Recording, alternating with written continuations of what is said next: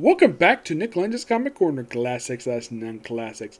This episode number 1632 and Doubleshot number 1526. I got two Marvel trades. The very first one here is the finale for Mike Costa's run for Venom. This is Venom Volume 4, The Nativity.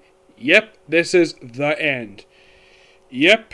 And here's the strange thing about this book. There's like 3 issues of his run for Venom in this book, plus like 2 issues of Amazing Spider-Man. I think it was like issues 364, 365. The enemy issues in this book, 161, 164, and 165. The whole thing with these issues, it sets up the miniseries that comes right after this first host. Yes. Now, in issue 161, we have Venom meeting for the very first time. As far as I can tell, these two never met each other before. Eddie Brock meets Jessica Drew for the first time. And yes, Jessica Drew in this particular storyline, we have it to where basically it's 161 that Venom is cured. Whatever drug basically he was on. And then you have a run into my least favorite Spider-Man villain, the Looter. Now, a lot of people don't like Vulture. I like the Vulture. He's a really cool character. Looter, don't care about this guy. And all Venom does is web him up and here's Jessica Drew in her, the outfit she was wearing just prior to Secret Wars. I like this attire. I have no idea why Marvel switched her back to her original attire. So basically, Jessica Drew briefly fights him, and they have him basically talk to the fact channel, which he was part of. Now, here's the strange thing, though. When this book ever launched on Johnny Coast, there is no mention of the fact channel. It's like it's complete drop by the time this basically thing wraps up. And you have Jessica Drew basically break into his apartment, and he had the sim briefly taken over. Jessica Drew, he kind of reminisced about stuff happened before, which was basically, if you were curious though, what's going to happen prior to this? Venom Inc. Yes, that's what happened just prior to this. That happened between the 3rd and 4th volume of this trade series. Yep. And yeah, he goes off now. In case you're curious though, what happened with where is like Venom 162, 164?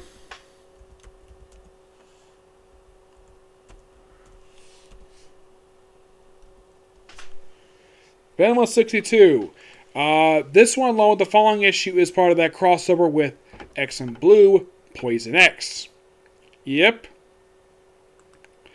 That was what happened between these 2 issues. And then we have 2 more issues for this run, and that is it. Excuse me. A storyline known as the Nativity. Yep. Where this story arc itself is mostly a follow-up to like what happened in issue 6 of Volume 3 and the Carnage series. Yep. Where basically the character of Claire Dixon, who's actually from the Carnage book, actually comes back here. Yep, she comes back. Yeah, this was in fact her very first time since that book that she had pretty much appeared. Yeah, she apparently had died in that book. And then she appears for this 2-part story arc, and that is it for her. Claire Dixon herself does not appear again ever in comics after this 2-parter. Yep. Pretty much is found out in this very story arc that the symbiote is pregnant again. Yeah. Where it's implied that Eddie Brock is the father of this particular being. And like at one point, the FBI symbiote task force briefly catches him. Though he's able to escape thanks to, get this, Spider-Woman freeing him. Yep. And then he goes back to Alchemax, where he tries to give birth. And this is kind of weird. And then baby is stillborn. Though this is later kind of fixed in the first Host miniseries.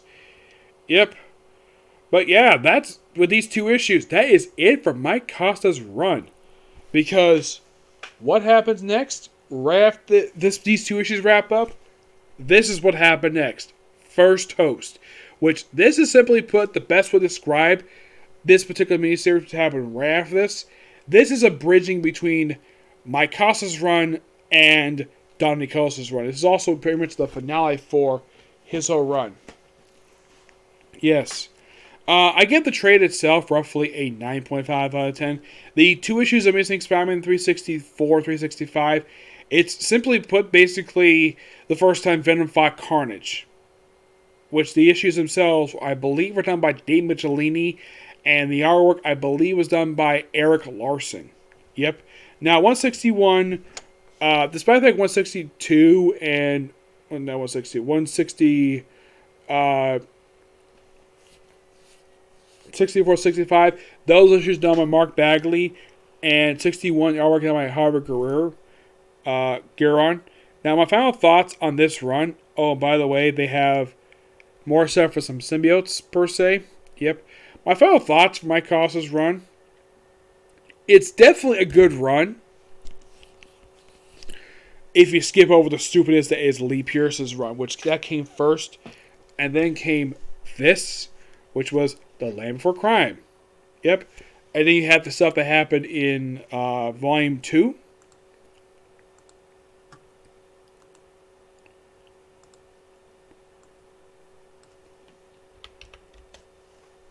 Yeah.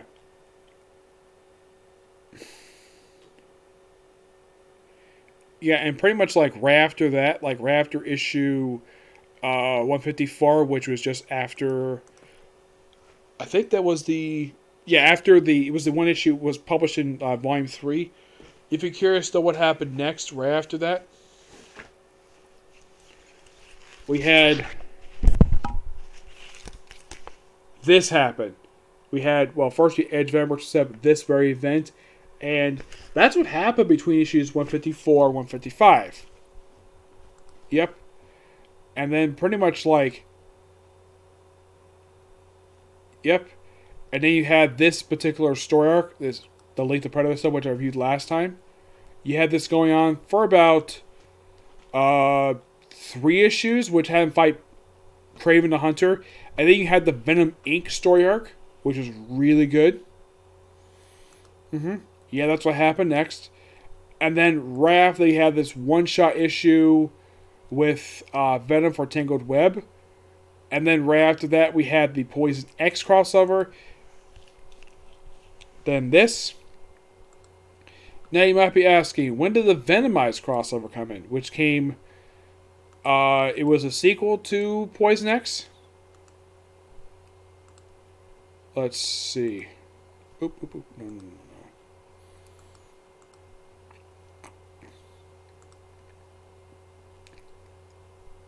Yes, that actually came between. Yes, this very miniseries came between issues, came right after, chronologically, this came right after the Poison X storyline, and it came just before those final 2 issues. That's the best way you could put this.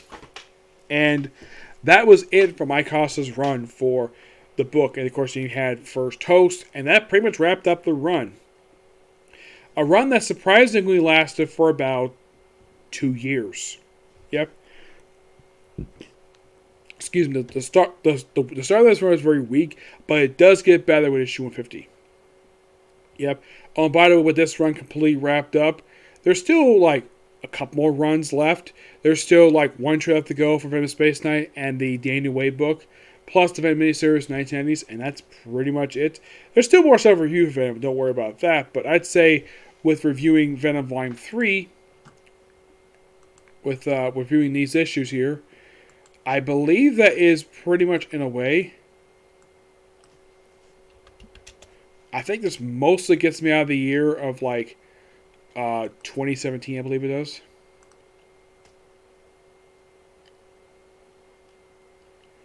Yes, I believe it does. Now, here's something interesting though. When the series hit 150, the story I heard, the reason why it did that was a test to see if people actually really wanted to see the return. That's what, despite Marvel probably was not listening to fans at this point, but I figured, okay, reach 150, while we test this, basically see people who actually want to see a return of the triple-digit number for Marvel Legacy. And yes, people did. And we got Marvel Legacy out of it. And it's weird that we had several crossovers happen throughout Mike Costa's run. Aside from Venom Inc. and Poison X, you have Venomverse and Venomized. You have 4 crossovers in 2 years. I'm like, wow, that is something to say the least. Yep. But once you Venom Space Knight, then pretty much everything for the past decade for Venom will be pretty much done. Alright, moving on to a different book. We have Avengers Volume 8, Into the Phoenix. Yeah, this collects issues of Avengers Volume 8, issues 39 through 45. This storyline, Into the Phoenix, that lasts from 39 to 44. 45, in a way, it's just a standalone issue. It's basically, I believe it's like the King in Black storyline.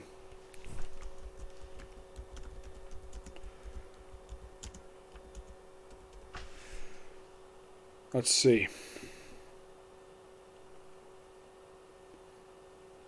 Yeah, it's just the King in Black tie-in. That's simply put what it is. Yes. And the thing with this issue is, it deals up with Dracula, and also has Blade quitting the Avengers, and basically becoming a sheriff. Yes, he becomes the sheriff of the Vampire Nation. Well, Vampire Town, that is. Yeah, and then that led into Heroes Reborn. I will eventually cover that. Now, Into the Phoenix. When this storyline was first announced, this actually was just recently. A lot of people were worried about this particular storyline because all return the Avengers fighting the Phoenix again. People thought, oh no, are we getting a retread of AVX? And yes, Jason Aaron was one of the writers for that. And no, it is not a retread of AVX, surprisingly. You want to know why? The X-Men are not involved in the storyline. Wolverine is. The X-Men, no. Yeah, it was mentioned by Cap. Last time I think we actually had a you find our side. Well, Krakatoa probably doesn't want a war over this. Yes.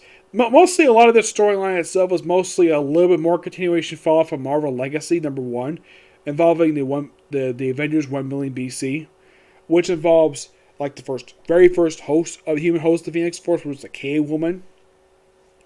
And it also involves Odin, the storyline, where apparently put this someone called Mother Storm inside Mjolnir. And Phoenix comes back to Earth to look for a new avatar. Jean Grey does appear in the storyline, but like toward the very end. So in this storyline, Phoenix is looking for a new avatar because Jean Grey wants nothing to do with Phoenix Force. Nothing. This actually is the first the Phoenix Force has come to Earth in about 4 years. The last Phoenix Force showed up was actually the very mini-series that resurrected Jean Grey, which was Phoenix Resurrection, The Return of Jean Grey. That was the last time that the Phoenix Force appeared. Here it's returned, and we have various characters of this whole storyline. We also have Namor involved in this, which is quite interesting. He actually is the only person who in this whole story would actually have been previously host to Phoenix Force. We have Wolverine become briefly host. We have all the Avengers fighting this massive tournament to figure out who would new Avatar. Like, we have American Eagle. Yeah, he's involved in this storyline. She-Hulk is involved too, but she has now become a temporary host of Phoenix Force. Eventually, of course, the host is settled on Echo. Maya Lopez. I'm like, that's interesting. Yes.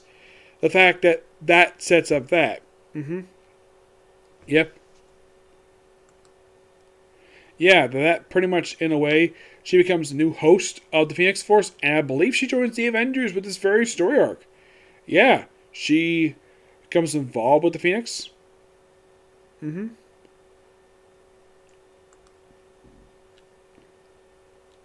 Yeah, and she's, as of currently, she's the current host of Phoenix, and this probably is by far her first involved with the Avengers since Secret Invasion. Yeah. Yes, but prior to this story arc, the last time she physically appeared was in Daredevil A#1 by Charles Shaw. That was her last appearance to date prior to this. We also returned to Defenders of the Deep Namor's version, which, yeah, they appear in this storyline. And they also appeared in, like, Invaders. But after the storyline, they appear once after this, issue 49 for Avengers. And that's pretty much it for Defenders of the Deep. But yeah, I love the whole tournament concept of this thing. It's just really, really good. Jason himself does an absolutely fantastic job with this. And you're probably curious, though, what the heck happened next after this and the King of Black tie-in? Heroes Reborn, which involved a ultra reality thing, and also involving the Squadron Team of America. Nighthawk does appear in the storyline, and he gets blamed for several things that happen in this storyline.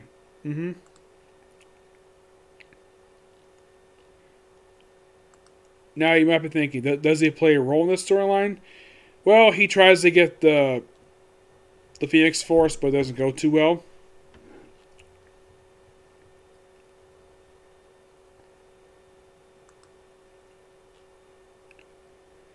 Yeah.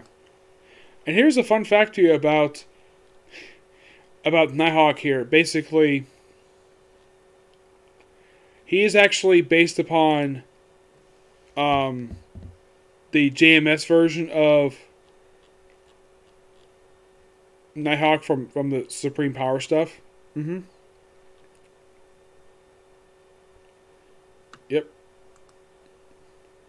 But this is just really good. I thoroughly enjoy this. Like, this is another really good book. Jason Aaron just nails out of the park. And I'm definitely looking forward to reviewing Heroes Reborn. And there's technically only 2 trades for this one. Yeah, this actually was another storyline that happened this year. And here's a surprise. It didn't stick around for too long. No, it did. I think it was released once every couple weeks, if I'm not mistaken. By the way, it's got a great cover art by Ed McGuinness. Yes, I believe so. Yeah, just like with, it was released practically almost every week for about, they had an issue of the main book released like once a week. And this might be only 7 issues. I thought it was 6, my mistake. 7 issues. It only lasted for about 2 months. Like, wow. That is something. Plus, you gotta love the fact the first issue is a homage to basically Star Wars.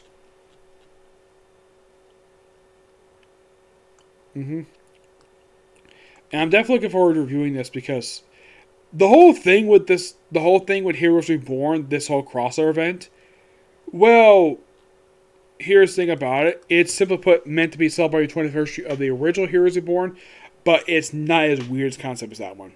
Yep. Excuse me. I give this book a 10 out of 10 because it's just that damn good. And of course, well, here's the weird thing though about Avengers. Like, after 45 came out, which came out in April of this year, issue 46 has come out until July. Yeah, the series goes on a 3-month break between issues. And you're thinking, really? It does? Yes, it does. It goes on break for 3 months. Yep. Where the first arc we have when the book comes back is World War She-Hulk. Yep. Which I believe sets up the new She-Hulk ongoing series start up for next year. Yep. But yeah. That's it for Circle Review. Stay tuned for tomorrow for my reviews for Yashi Princess Half Team, okay? Next video. Bye.